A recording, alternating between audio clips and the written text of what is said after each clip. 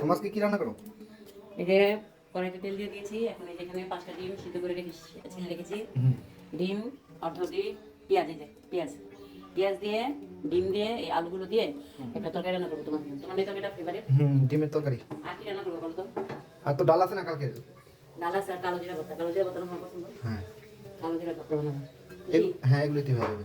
আজকে এই রান্না হবে। আর এই যে ভাত হয়ে গেছে, বাচ্চাকে বসে দিয়েছি। তো এখন বাজে হচ্ছে 2টা 47, তাহলে আমাদের খাইতে খাইতে মানে 4টা 5টা বাজে। সবাইকে বলো আমরা নাস্তা করে খাই। নাস্তা কিন্তু খাই 12টা 12:30 দিকে, হ্যাঁ, 1টাও বাজে। তারপর তো তোমরা খেতে পারো না।